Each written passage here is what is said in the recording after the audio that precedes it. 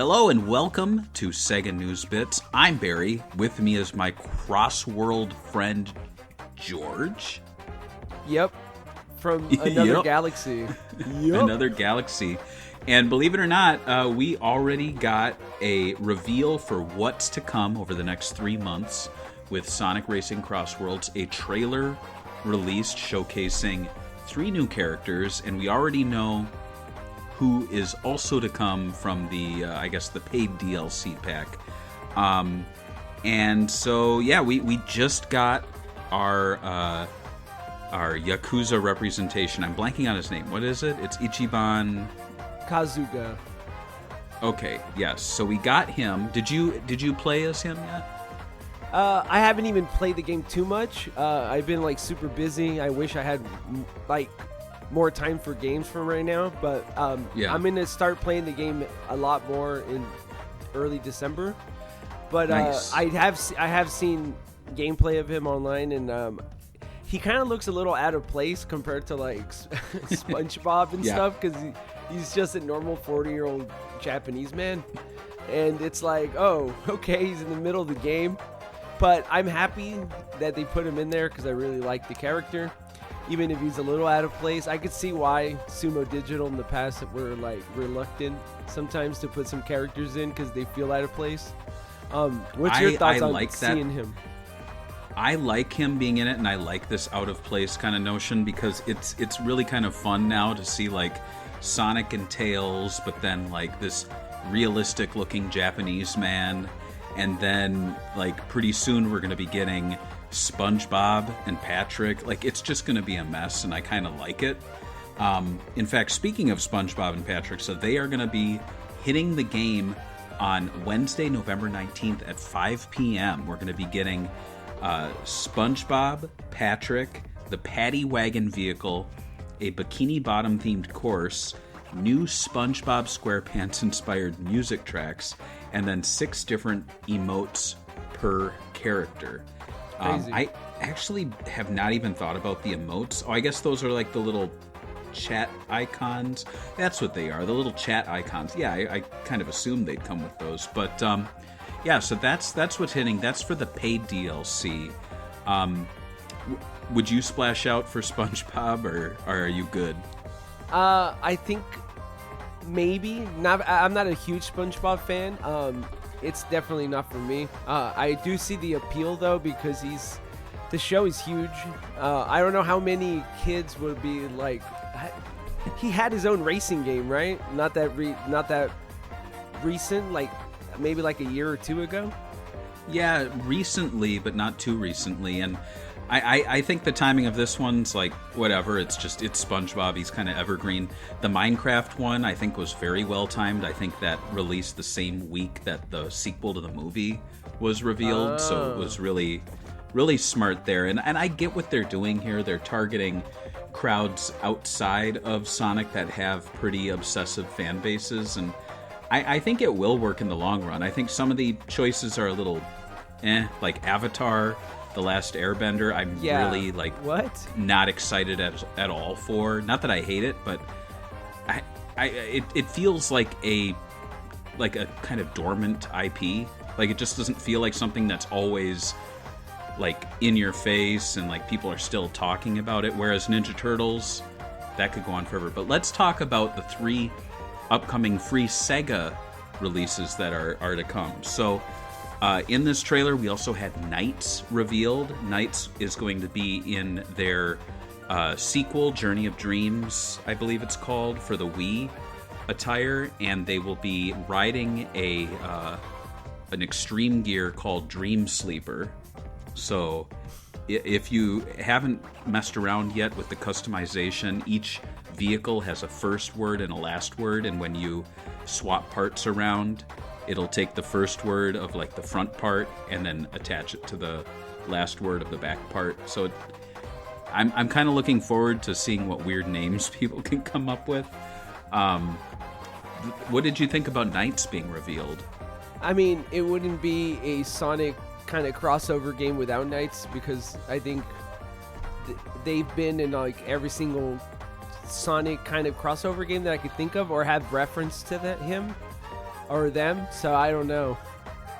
Yeah. Knights was in, obviously, like, cameoed in Sonic Adventure 1 and 2.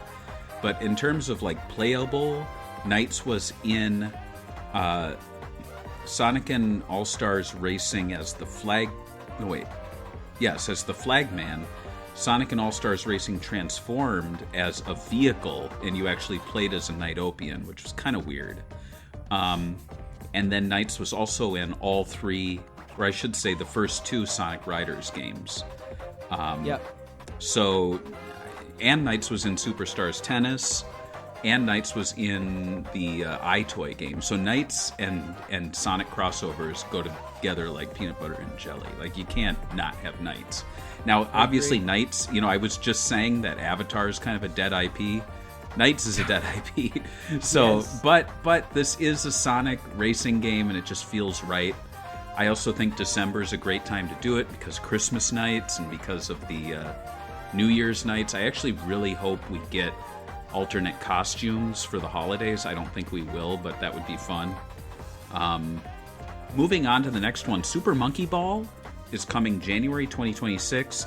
It's going to feature Ai and then driving the Banana Cruiser, which is kind of a remixed take on the vehicle that Ai drove in the previous All-Stars racing games. But Ai is in their new design from, I believe it's Banana Mania. Right. What do you think about Ai's new look and Ai returning? I mean, finally he's got some sort of pants on. Like, come on, man. How long did it take you to get some of those trousers on? I actually kind of dig I haven't seen a bad design. Maybe there's one that might be bad. Like, I didn't like the DS 2D look they had for him. I thought it was whatever. Yeah. But I do like the new design. I think it looks nice. Yeah, and I also like that they're mixing it up. I like Ai, but I feel like Ai has appeared in so many crossover games in that classic look that it seems new, even though it's not new, to have Ai now in their new attire. I actually kind of wish we got Amigo in the Party Central costume, but I don't think we will. I would love to see Amigo, but I don't know if that will be happening. And then I should mention, too, because this Banana Cruiser is coming and we have the Paddy Wagon, you're going to be able to make a half hamburger, half banana car. And it can either be called a Paddy Cruiser or a Banana Wagon.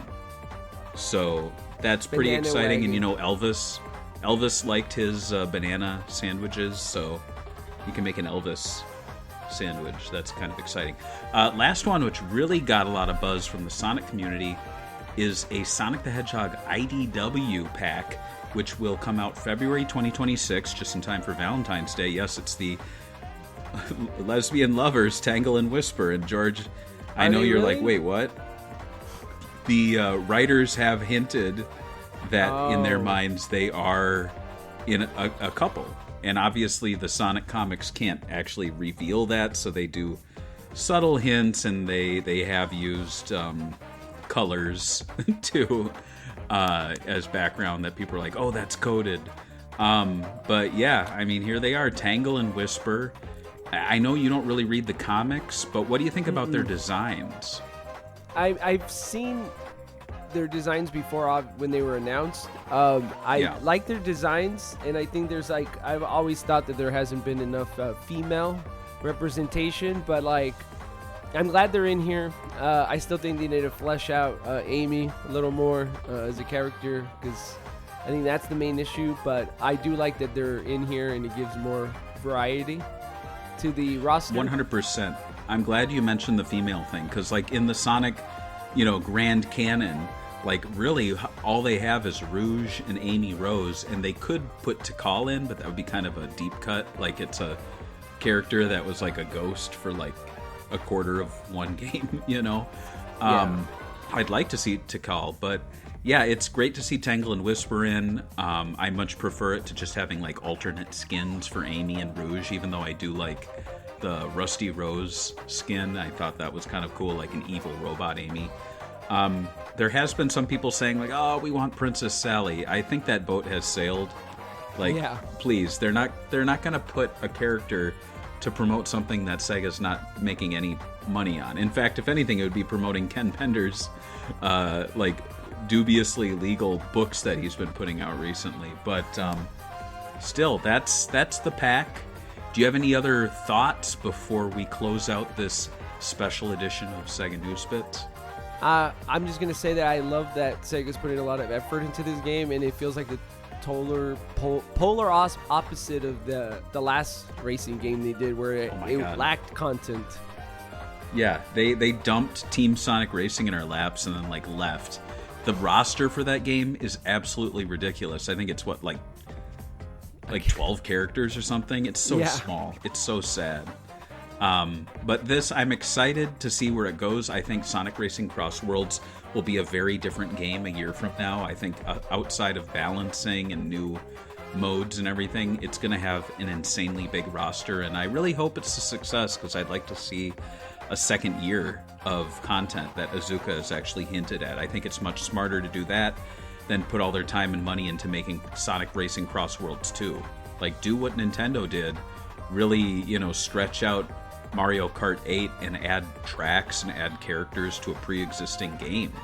And then maybe in 2 years' time, once that's all like that, you can release a new, all content on disc situation, for people who didn't get the DLC. I don't know. But that'll do it for this.